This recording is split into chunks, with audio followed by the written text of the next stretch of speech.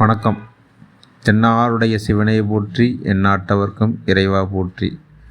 நான் உங்கள் அன்பு ஜோதிடன் ஜிவி ஜெகப்பிரியன் பேசுகிறேன். நம்மளோட சேனலோட பேர் புன்னை மாரியம்மன் ஆஸ்ட்ரோ சேனல். இதில் ஜோதிட நண்பர்களுக்கும் ஜோதிட ஆர்வலர்களுக்கும் தேவையான கருத்துக்கள் மற்றும் அவர்களுடைய நல்ல நல்ல விஷயங்கள், அவர்களுக்கு தேவையான ஜோதிட விதிகள், ஜோதிட பரிகார கோயில்கள் சம்பந்தமான அனைத்து வீடியோக்களும் இன்றைய தேதியிலிருந்து அப்லோட் செய்யப்படும். நம்ம சேனலில் எல்லோரும் சப்ஸ்கிரைப் பண்ணி ஆதரவு தருமாறு அன்புடன் கேட்டுக்கொள்கிறேன். இன்றைக்கி நம்ம பார்க்க போகிற சப்ஜெக்ட் ஒவ்வொருத்தருக்கும் வாழ்க்கையில் கஷ்டங்கள், துன்பங்கள், துக்கங்கள் நிறைய இருக்கும். சில பேருக்கு எப்போதுமே பிரச்சனை இருந்துக்கிட்டே இருக்கும். இந்த பிரச்சனை தீரவே மாட்டேங்குது, எத்தனையோ கோயிலுக்கு போயிட்டோம், என்னென்னவோ பரிகாரம் செஞ்சிட்டோம், இருந்தாலும் நமக்கு பிரச்சனை தீரல, என்ன பண்ணலாம் அப்படின்னு ஒரு எண்ணம் இருந்துக்கிட்டே இருக்கும். ஜோதிடரை பார்த்தாச்சு, சாமியை கும்பிட்டாச்சு, எல்லாமே செஞ்சாச்சு, இருந்தாலும் பிரச்சனை நின்றுக்கிட்டே இருக்குது, மன நிம்மதி இல்லை. அவங்கெல்லாம் அவங்க லக்கணத்துக்கு தகுந்த மாதிரி உபாசன தெய்வம்னு ஒன்று இருக்குது, அதை எப்போதுமே கும்பிடணும். அதை தான் நம்ம இந்த பதிவில் சொல்ல போகிறோம். எல்லோரும் நோட் பண்ணிக்கலாம். உபாசன தெய்வங்கள். ஆண்களுக்கு குரு நின்ற இடத்திலிருந்து 11ஆம் இடம், பெண்களுக்கு சுக்கிரன் நின்ற இடத்துலேருந்து 11ஆம் இடம். இது எந்த ராசியாக வருகிறதோ அதற்கு சம்பந்தமான கோயில்கள் நான் சொல்கிற கோயில்கள் நோட் பண்ணிங்க. அதில் போய் நீங்கள் பிறந்த தேதியிலையோ இல்லை அந்த கோயிலுக்குரிய நாட்களிலோ நீங்கள் வேண்டுதலை நிறைவேற்றலாம், நன்றாக இருக்கும். இப்போ நான் மேஷத்துலேருந்து ஆரம்பிக்கிறேன். மேஷத்துக்கு பழனி, அதாவது பழனி இருக்குல்ல, நம்ம பழனி ஆண்டவர் கோயில் கீழே மலையடி வரத்தில் திரு ஆவினன்குடி குழந்தை வேலப்பர் சுவாமி மகாலட்சுமி தாயார் அங்கே அருள் பளிப்பார். அதை மேசலக்கணக்காரங்க கும்பிடலாம். அதாவது மேசத்தில் குரு, மேசத்தில் எப்படின்னா இப்போ மிதுனத்தில் குரு இருந்துச்சிங்க, மிதுனத்துக்கு குரு, மேஷம் 11ஆம் இடம், அவங்க கும்பிடலாம். இப்படி புரிஞ்சுக்கணும் நீங்கள். அடுத்து ரிஷபம்.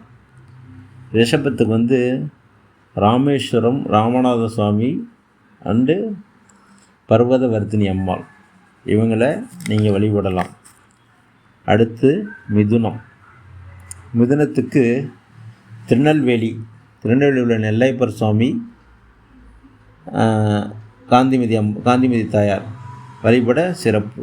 இவங்க எல்லாமே உபாசன தெய்வங்கள். இது வழிபாட்டு முறைகள் நான் சொல்லி கிட்டத்தட்ட 100% சக்ஸஸ் ரேட். இது நானே அனுபவம் உணர்ந்தவன். இதை நீங்கள் எல்லாருமே செய்யலாம். அடுத்து கடகம்.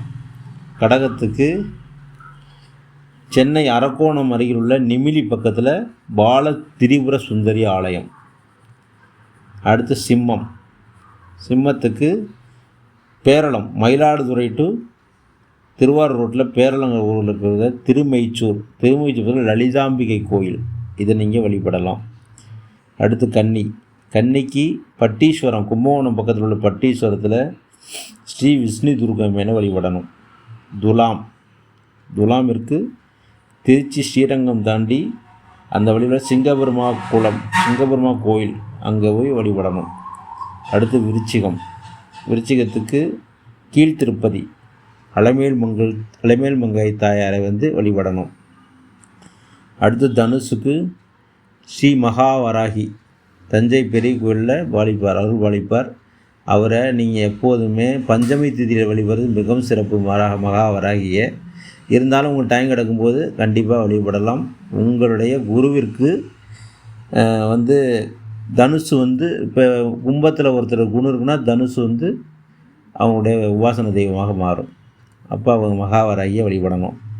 அடுத்து மகரத்திற்கு திண்டுக்கல் ஒட்டச்சத்திர பக்கத்தில் தெத்துப்பட்டியில் உள்ள ஸ்ரீ ராஜகாளியம்மன் கோவில், அதை வழிபட மிகச்சிறப்பு.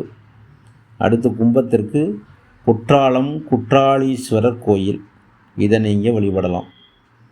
மீனத்துக்கு மதுரை மீனாட்சி அம்மன் கோவில் வழிபட சிறப்பு. இது எல்லாமே உங்கள் உபாசன தெய்வங்கள்.